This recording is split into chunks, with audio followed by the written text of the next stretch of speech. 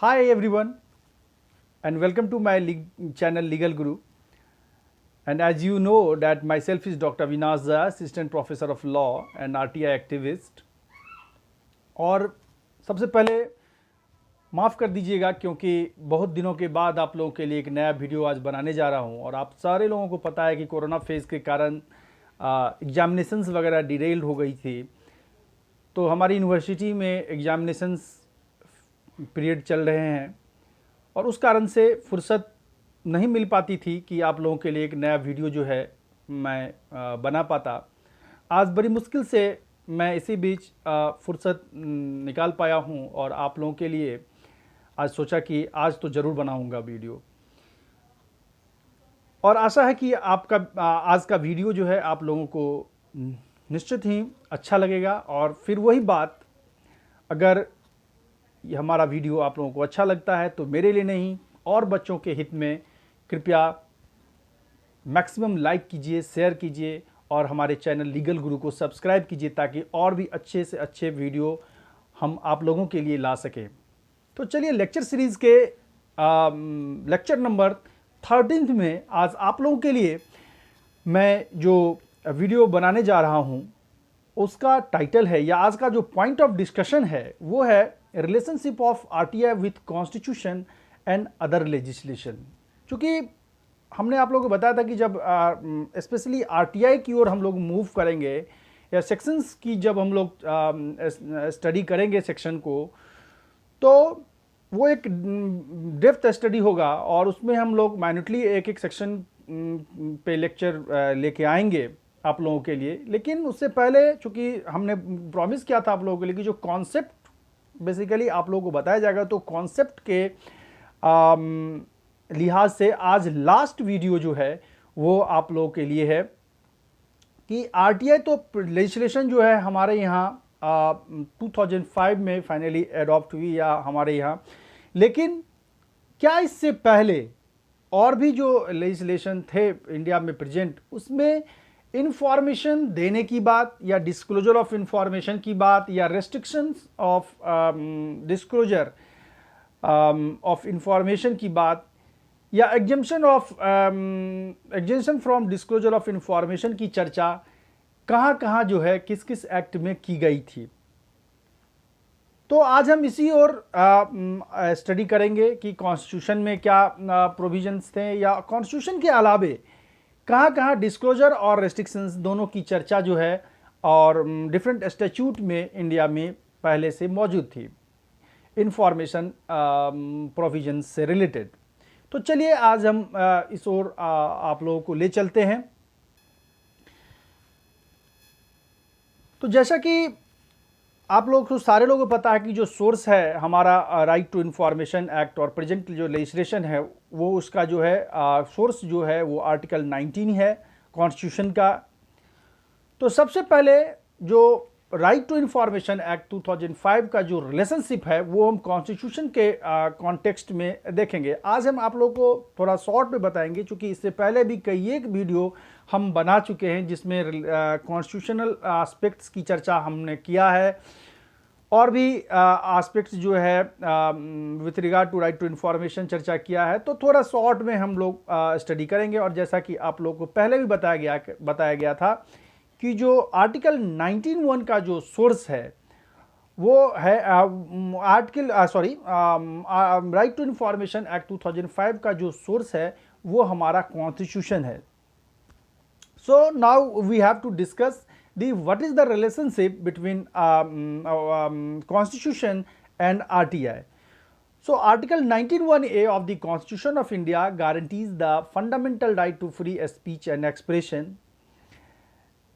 And Article 22 clause 1 says that no person who is arrested shall be detained in custody without being informed as soon as may be of the grounds for such arrest, nor shall he be denied the right to consult. तो जब article 22(1) को आप लोग देखिएगा constitution के, तो वो उसमें क्लियरली ये बताया गया है कि कोई भी पर्सन जो है, थोड़ा निगेटिव लैंग्वेज है इस आर्टिकल का और इसमें आप लोग जब इस आर्टिकल को पढ़ेंगे तो वहाँ ये क्लियरली बताया गया था कि ऐसा नहीं है कि जो राइट टू इन्फॉर्मेशन एक्ट 2005 में इन्फॉर्मेशन देने की जो स्पेसिफिकली व्यवस्था की गई है, उससे पहले और जगह व्यवस्था नहीं थी। तो उसी सेंस में जब आप आर्टिकल 22(1) देखिएंगे तो वहाँ पे आपको ये क्लियरली निगेटिव लैंग्वेज है इसका, और ये बताया गया है कि जिस पर्सन को जो है आपको अरेस्ट किया गया है, या अगर किसी पर्सन को तब तक जो है अगर अरेस्ट किया जाता है या कस्टडी में डाला जाता है, तो उसको ऐसा नहीं है कि उसको इन्फॉर्म नहीं किया जाएगा, तो उसको इन्फॉर्म करके जो है आपको उसके कॉज ऑफ अरेस्ट को बताया जाएगा, और उसके बाद उसको अरेस्ट किया जाएगा, और जो भी ग्राउंड्स हैं अरेस्ट के वो बताए जाएंगे, और उन्हें ये भी बता दिए जाएंगे कि जो आपको राइट टू कंसल्ट जो है आपको वो अवेलेबल है। तो ये कुछ ऑब्लिगेशंस डाली गई हैं पुलिस ऑफिसर्स पे through article 22 clause 1। In the Menka Gandhi versus Union of India, we all know that the relationship of Article 14, 19 and 21 has been established, and the Honorable Court has clearly stated that decision of executive must be just, fair and reasonable. The decision must be reasoned. Hence, for the enjoyment of life and personal liberty, the satisfaction of Article 14, 19 and 21 must be ensured. हमने पहले की video में clearly आपको मेनका गांधी का case पहले भी discuss किया है, और उसमें हमने क्लियरली बताया कि सबसे पहले तो मेनका गांधी का ही जो केस था पासपोर्ट केस, जिसमें आर्टिकल 14, 19 और 21 का जो है रिलेशनशिप जो है वो क्लियरली एस्टैब्लिश्ड हुआ, और ये क्लियरली बता दिया गया कि अगर without recognizing article 14 right to equality, article 19 आप जो है राइट टू फ्रीडम जो है, बिना इन दोनों के रिकॉग्निशन की आप जो आर्टिकल 21 है जो right to life and personal liberty है, उसकी कल्पना आप नहीं कर सकते हैं, क्योंकि आप सारे लोगों को पता है कि जो आर्टिकल 20 का एरिया है वो बहुत ब्रॉडर वे में उसका स्प्रेडिंग हो चुका है, और चूंकि जो आर्टिकल 21 डिग्निफाइड लाइफ की बात करता है, तो डिग्निफाइड लाइफ तब तक नहीं हो सकेगी, या डिग्निफाइड लाइफ जो है in the absence of article 14 right to equality and article without the recognizing of article 19 the right to life and personal liberty of any individual cannot be ensured. तो ये चीज़ क्लियरली आप लोगों को पहले ही बताया जा चुका था कि जो मेनका गांधी का केस है उसमें क्लियरली ये एस्टैब्लिश्ड हो गया था। तो उसमें क्लियरली बताया गया कि जो रीजन डिसीजंस हैं या वो होनी चाहिए जजमेंट का, और दूसरी जो है या एग्जीक्यूटिव का जो डिसीजंस होना चाहिए वो रीजन होना चाहिए, लॉजिकल होना चाहिए, और इसमें जस्ट, फेयर एंड रीजनेबल की बात थी, कहीं ना कहीं ट्रांसपेरेंसी की बात थी, आपको जो है इक्वालिटी की बात थी, इक्विटी की बात थी। तो इन सारे एस्पेक्ट्स में अगर आप देखिएगा तो पहले भी आपको लगेगा कि जो इंफॉर्मेशन का जो कॉन्सेप्ट है वो आपको कॉन्स्टिट्यूशन में इंफॉर्मेशन से संबंधित बातें की गई थी, और इंफॉर्मेशन जो चूंकि as a matter of right to information provide किया है, तो राइट को जो है इंश्योर किया गया था थ्रू सेवरल जजमेंट, कोर्ट के सेवरल जजमेंट के थ्रू। तो जैसा कि हमने बताया कि जो कोर्ट ने आगे कहा कि जो लाइफ एंड पर्सनल लिबर्टी को अगर इंश्योर करना है, तो लाइफ एंड पर्सनल लिबर्टी का इंजॉयमेंट जो है बिना आर्टिकल 14 और 19 और 21 के आप इंश्योर नहीं कर सकते। उसके बाद जब ये तो कॉन्स्टिट्यूशनल एस्पेक्ट की बात है, उसके बाद अगर अदर देन कॉन्स्टिट्यूशन की हम लोग चर्चा करें तो इसमें सबसे पहला जो नाम आता है वो है क्रिमिनल प्रोसीजर कोड 1872, और सीआरपीसी के डिफरेंट सेक्शंस जो हैं वो इंफॉर्मेशन के प्रोविजन से डिस्क्लोजर ऑफ इंफॉर्मेशन को इंश्योर रिकॉग्नाइज करते हैं। If you will talk that section 50 and 50A of the CRPC 1872 which makes a relationship with the object of RTI Act. So section 50 says that the person arrested must be informed about the ground of his arrest. जैसा कि मैंने आपको just अभी constitutional article 22 की चर्चा, article 22(1) की चर्चा हम लोगों ने किया है जस्ट थोड़ी देर पहले। तो अगर उसी से मिलता जुलता प्रोविज़न जो है आप देखिएगा तो सेक्शन 50 जो है सीआरपीसी का वो कहता है कि जो भी पर्सन आपको अरेस्ट हो रहा है तो उसको पहले तो जो है ग्राउंड ऑफ अरेस्ट है वो उसको बताया जाएगा। इसका मतलब क्या है कि he that person must be informed. It means what? Recognition of information. ये इंफॉर्मेशन उसको दिया जाएगा। ऐसा नहीं कि बिना कारण बताए उसको जो है आप जेल में जो है आप डाल दीजिएगा। If we will see the section 50A of the CRPC 1872, the section states that the police officer is under obligation to communicate the accused regarding his rights, कि क्या उसके राइट्स हैं regarding arrest.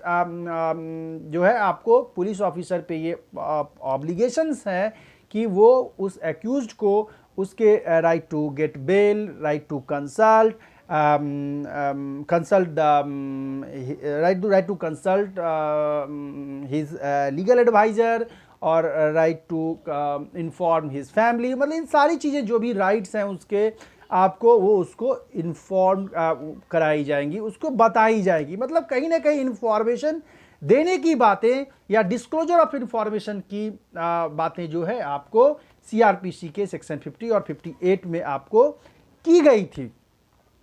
In the year of 2005, the Supreme Court, in the case of D.K. Basu versus State of West Bengal, had laid down the basic requirements in all cases of arrest and detention to prevent the custodial violence। अब यहाँ पे जो है कुछ basic requirements जो है D के Basu versus West Bengal के केस में जो है वो ले डाउन किए गए थे।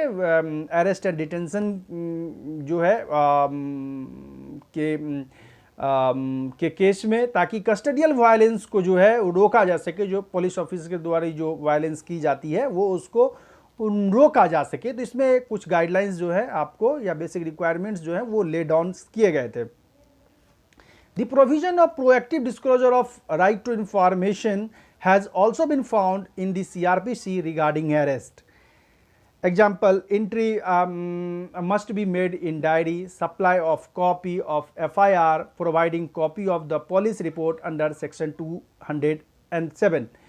जैसा कि प्रोएक्टिव डिस्क्लोजर आप लोगों को सारे लोगों को पता है कि जो सुमोटो डिस्क्लोजर की बातें करती है, ठीक उसी तरह जो है आपको पुलिस ऑफिसर्स पे जो है ये ऑब्लिगेशन है कि वो जो है आपको वो डायरी में जो है सुमोटो तमाम बातें जो है अरेस्ट से रिलेटेड या एफआईआर से रिलेटेड जो उसको जो है वो उसको एंट्री करे, कॉपी ऑफ एफआईआर जो है वो उसको सप्लाई करे, या पुलिस रिपोर्ट की जो कॉपी है सेक्शन 207 के अंदर तो वो सप्लाई करे। तो ये जो रिक्वायरमेंट है तो वो कहीं ना कहीं क्या कहती हैं, वो है कि इंफॉर्मेशन देने की बात है। और किस तरह? तो प्रोएक्टिवली सुओ मोटो। तो उस पर जो है आपको उन सब चीज़ों की पहुंच जो है अरेस्टी और अरेस्टी के परिजन को जो है ये इजीली होनी चाहिए। इस तरह की व्यवस्था जो है आपको की गई है। दूसरा, ये तो रिलेशनशिप आपको सीआरपीसी का था। उसके बाद अच्छा एक चीज़ और आप लोगों को बता दें कि अभी हम लोग इसके दूसरे एस्पेक्ट की भी हम लोग चर्चा करेंगे, कहाँ रेस्ट्रिक्शंस की बातें थी। अभी हम लोग डिस्क्लोजर की चर्चा कर रहे हैं। दूसरा जो स्टैट्यूट है आपको वो है कंज्यूमर प्रोटेक्शन एक्ट 1986। आप लोग सारे लोगों को पता है कि अब ये जो 1986 वाला एक्ट है वो रिपील्ड हो चुका है। अब जो हालांकि 1986 के जो एक्ट थे उसमें डिफरेंट प्रोविजंस थे। चूँकि हमने राइट टू इंफॉर्मेशन एक्ट की बातें की हैं कि उनसे पहले जो है किस किस स्टैट्यूट में इससे रिगार्डिंग प्रोविजंस थे, तो हम लोग बस बेसिकली उसी को देखेंगे। सो the Consumer Protection Act 1986 talks about the mandatory disclosure of informations.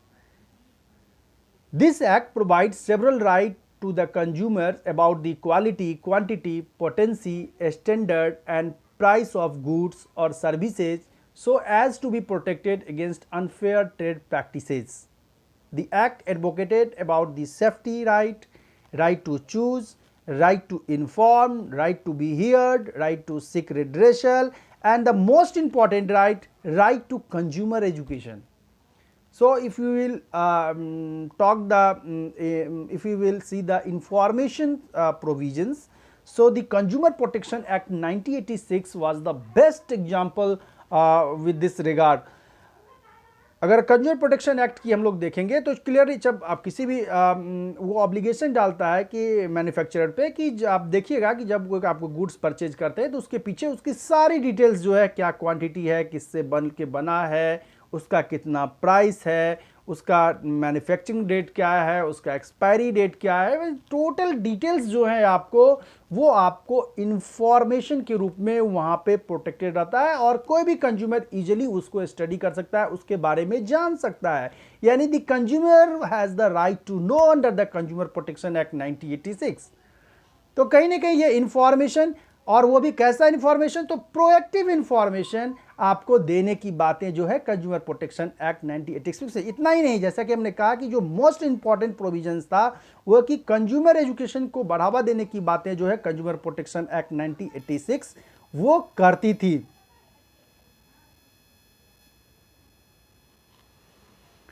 उसके बाद कंज्यूमर प्रोटेक्शन एक्ट के बाद हम लोग चर्चा करेंगे Indian penal code 1816 and Indian evidence act 1872 की। इस दोनों एक्ट में भी जो है इंफॉर्मेशन से रिलेटेड कुछ जो है प्रोविजंस थे। Indian penal code 1860 and Indian evidence act 1872 की जब हम लोग स्टडी करेंगे तो आगे हम लोग बताएंगे कि जो इसमें कुछ रेस्ट्रिक्शंस से रिलेटेड भी जो कुछ प्रोविजंस थे इंफॉर्मेशन नहीं देने से संबंधित। तो first of all we have to see that section 177। So section 177 of Indian penal code provides punishment for furnishing false informations. The act states that the punishment given by the court must be communicated to the general public. Every person has the right to know allegation made by the police and punishment given by the court. Section 76 of the Indian Evidence Act says that the public officer has to provide a certified copy of a public document if it is in the custody of such officials. मतलब कहने का ये मतलब है कि कहीं ना कहीं इंफॉर्मेशन देने की बात है, चाहे वो एविडेंस एक्ट में सर्टिफाइड कॉपी पब्लिक ऑफिसर्स पे आपको जो ये ड्यूटी डाली गई है कि वो जो है एक सर्टिफाइड कॉपी पब्लिक डॉक्यूमेंट का जो है वो आपको प्रोवाइड कराएगा जो उसके कस्टडी में हो। अगर आईपीसी की हम चर्चा करें तो वो जो है अगर फॉल्स इंफॉर्मेशन देने वाले को के लिए जो है कुछ पनिशमेंट देने की बातें करती है।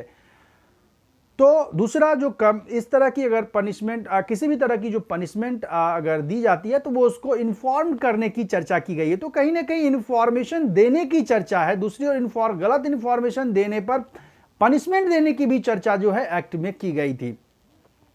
तो हम ये कह सकते हैं कि कहीं ना कहीं इन्फॉर्मेशन को प्रमोट करने की ओर ये जो दोनों लेजिस्लेशन है वो इम्पॉर्टेंट जो है आपको इसका इम्पॉर्टेंस है, इसका एक अलग इम्पॉर्टेंस है इंफॉर्मेशन को प्रमोट करने की ओर। उसके बाद कंपनीज एक्ट 2013 की हम लोग चर्चा करेंगे। The section 17 of the act clearly states that a copy of memorandum and articles of association must be given to the members of a company. If there is any alteration that must be communicated.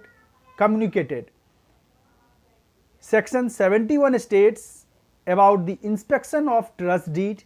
Section 118 of the act talks about the publication of annual reports. तो मतलब different kinds of documents को जो है के publication से संबंधित provisions जो कि आरटीआई भी करती है आपको इंफॉर्मेशन देने की डॉक्यूमेंट्री फॉर्म में। दूसरा जो है memorandum and article of association को देने की, हालांकि ये थोड़ा रेस्ट्रिक्टिव अप्रोच है चूंकि मेंबर्स को देना है, ये प्रोवाइड करना है, ये बातें कर रही है सेक्शन 17। चाहे जो भी हो लेकिन आर्टिकल 17 जो चाहे जो भी हो लेकिन सेक्शन 17 हो, सेक्शन 71 हो या सेक्शन 118 हो। सो तीनों जो अगर हम लोग सेक्शन देखेंगे, हालांकि और भी कई एक सेक्शन है जो इंफॉर्मेशन से रिलेटेड प्रोविजंस कंपनीज एक्ट में प्रोवाइड करती हैं, लेकिन स्पेसिफिकली हम इस 3 सेक्शन की चर्चा आप लोगों के लिए कर रहे हैं। तो आप लोग वो देखिएगा, तो कहीं ना कहीं ये प्रमोशन जो है आपको ये इंफॉर्मेशन के लिए ही है। तो हम ये कह सकते हैं कि एक रिलेशनशिप जो है आपको रेस्ट्रिक्टिव वे में, रिस्ट्रिक्टिव अप्रोच में राइट टू इंफॉर्मेशन एक्ट का कंपनीज एक्ट में दिया हुआ है।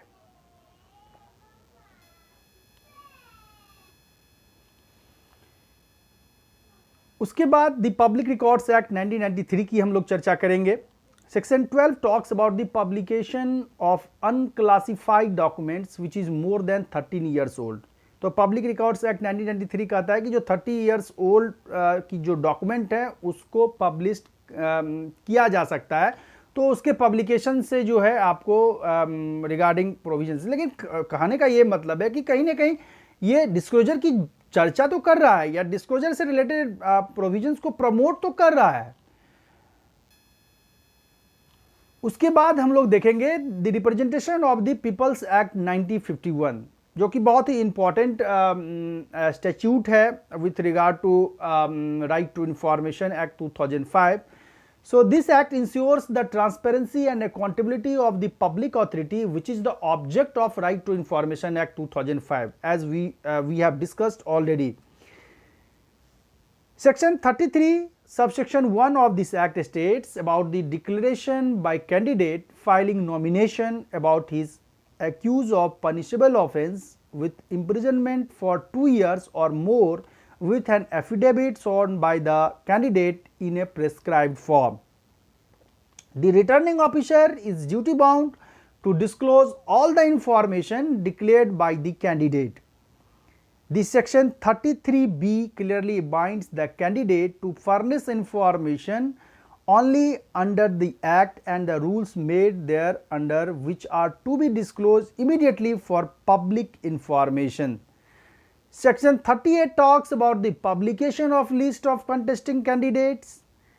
Section 75A provides the power to declare the asset and liability by the candidate. So the representation of the People's Act 1951 ensures the participatory development, participatory democracy. तो हमने पहले ही कहा था पिछले की क्लासेज में कि जो राइट टू इंफॉर्मेशन एक्ट का जो बेसिक ऑब्जेक्ट है वो ट्रांसपेरेंसी है, अकाउंटेबिलिटी है।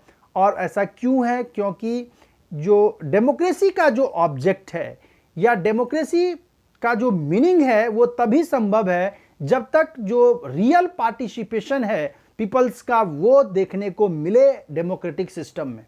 तो रियल पार्टिसिपेशन कैसे मिलेगा? जब तक हम अपने रिप्रेजेंटेटिव को, जिसको वो चुनने जा रहे हैं, उसके एटीट्यूड के बारे में, उसके कैरेक्टर के बारे में एग्जैक्ट नॉलेज नहीं होगा। तो अगर उसके बारे में एग्जैक्ट नॉलेज होगा तो निश्चित ही हम एक सही रिप्रेजेंटेटिव चुन सकेंगे जो हम पे रूल करेंगे या जनता के लिए काम कर सकेगी। तो if we see the representation of the people's act 1951, this act clearly ensures the objective of democratic system of the government.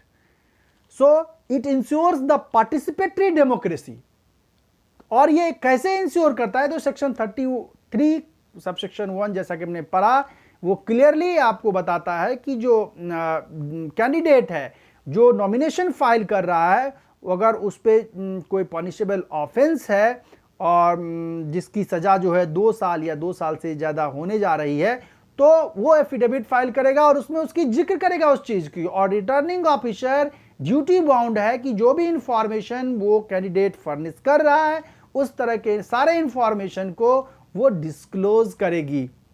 इतना ही नहीं, उसके जिस रिप्रेजेंटेटिव को हम चुन रहे हैं या जो रिप्रेजेंटेटिव इलेक्शन लड़ रहा है या जो इलेक्ट हो चुका है, उसमें ये ड्यूटी बाउंड है कि वो अपने एसेट्स एंड लायबिलिटीज के बारे में जो है आपको वो डिस्क्लोज करेगी।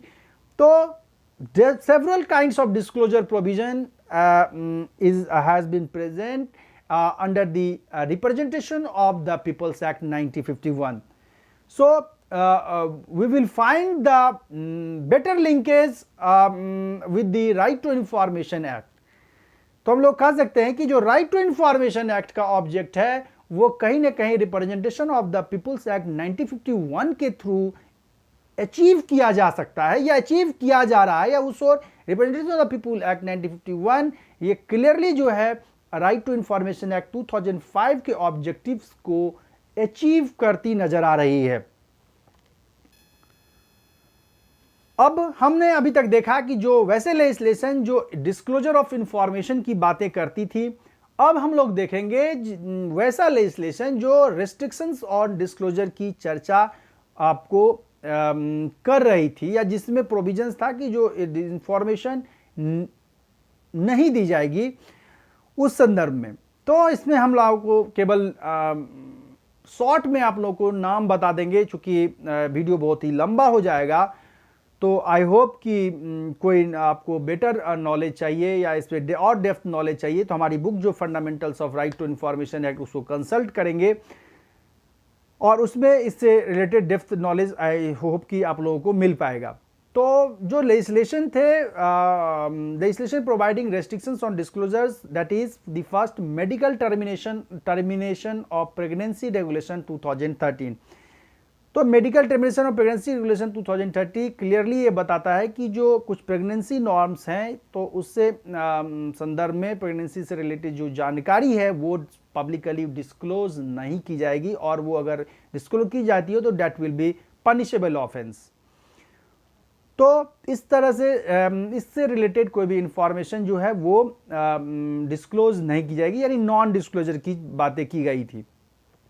दूसरा the competition act 2002, third is the credit information companies regulation act 2005, fourth is IT act 2000 जिसको इंफॉर्मेशन टेक्नोलॉजी एक्ट 2000 कह सकते हैं, fifth is bureau of Indian standard act 1986, sixth is the atomic energy act 1962, seventh is the Indian evidence act 1872 जिसकी section 123, 124, 125 and 126 clearly restrict the such kind of information. ये clear बताया गया है कि जो वहाँ पे पब्लिक ऑफिसर जो है कुछ खास तरह की इंफॉर्मेशन जो है आपको पब्लिक इंटरेस्ट में डिस्क्लोजर नहीं करेंगे। वो क्लियरली आपको इंडियन एविडेंस एक्ट अगर आप देखिएगा तो उसकी जो ये डिफरेंट सेक्शंस हैं ये क्लियरली ये बताते हैं, रेस्ट्रिक्शंस इम्पोज करते हैं डिस्क्लोजर ऑफ इंफॉर्मेशन पे। उसके बाद द ऑफिशियल सेक्रेट एक्ट 1923, आप सारे लोगों को पता है कि ये जो है नॉन डिस्क्लोजर से रिलेटेड सेवरल प्रोविजंस इसमें आपको दिए गए थे, और ये ऑफिशियल सेक्रेट एक्ट लाने का उद्देश्य ही था कि जो इंफॉर्मेशन को रेस्ट्रिक्ट किया जा सके।